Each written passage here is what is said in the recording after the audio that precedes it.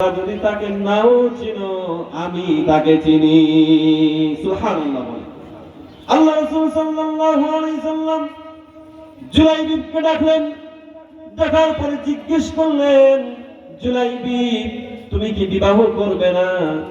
জুলাইবিব বললেন, রাসূল আপনি তো সবই জানেন, আল্লাহর আসমানের নিচে জমিনের উপরে আমার কোনো সম্পদ নাই, আমার চেহারাটাও কালো কুৎসিত, কে আমাকে বিয়ে দিবে? কোন অভিভাবক তার মেয়ের সাথে আমাকে বিয়ে দিবে?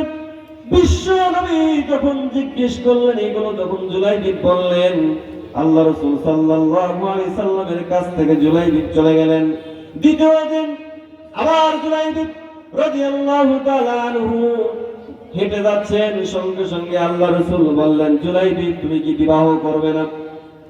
এই কথা শোনার পরে জুলাইবিব বললেন, রাসূলুল্লাহ, সকলে বলেন সাল্লাল্লাহু আলাইহি ওয়াসাল্লাম। আল্লাহ রাসূল যখন জিজ্ঞেস করলেন, জুলাইবিব তুমি কি বিবাহ করবে না?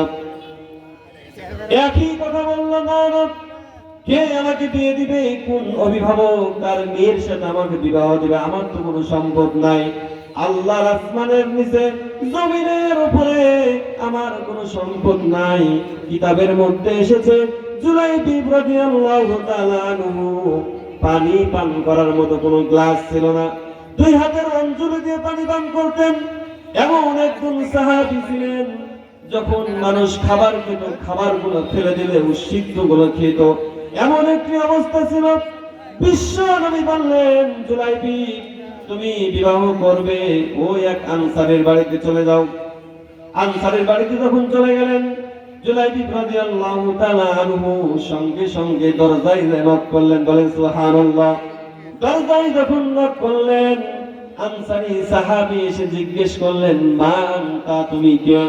জুলাইবিব বললেন, আমি জুলাইবিব। কেন এসেছেন? সঙ্গে সঙ্গে বললেন, বিবাহের প্রস্তাব নিয়ে এসেছি, পাঠিয়েছেন মুহাম্মদুর রাসূলুল্লাহ সাল্লাল্লাহু আলাইহি সাল্লাম। এই কথা শোনার পরে ওই আনসারী সাহাবী খুশি হয়ে গেলেন, সঙ্গে সঙ্গে বললেন, বিশ্ব নবী যেহেতু বিবাহের প্রস্তাব পাঠিয়েছে, আর কোনো কথা নাই, আমি এই বিবাহতে রাজি।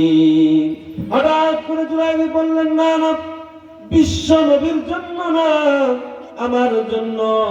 এই কথা শোনার পরে আনসারী সাহাবী তখন বললেন, আচ্ছা ঠিক আছে, একটু তুমি দাঁড়াও, একটু তুমি দাঁড়াও, আমি আমার ঘরের মধ্যে বিবির সাথে পরামর্শ করি। কারণ সমাজের মধ্যে দেখবেন আমাদের বিবাহ শাদী লাগলে কিন্তু ছেলেদের থেকে মেয়েরা একটু ঘাটাঘাটি বেশি করে, খোঁজ খবর বেশি নাই।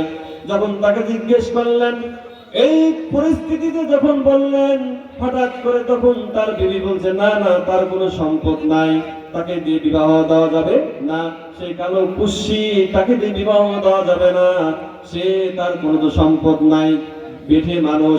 এই কথাগুলি যখন শুনতেছিলেন, পাশের ঘর থেকে তার মেয়ে বলল, বাবা তোমাদের এত সাহস হয় কিভাবে?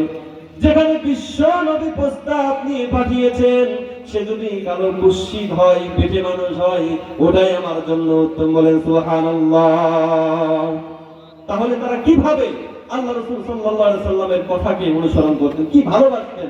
আর আমরা তো শুধু মুখে ভালোবাসি, কিন্তু রাসূল সাল্লাল্লাহু আলাইহি সাল্লামের জীবন বাস্তবায়ন করা দরকার। এই জমিনে আল্লাহর দ্বীন প্রতিষ্ঠিত করার জন্য যারা ফাঁসির মঞ্চে যারা জীবন দিয়ে শহীদ হয়েছে,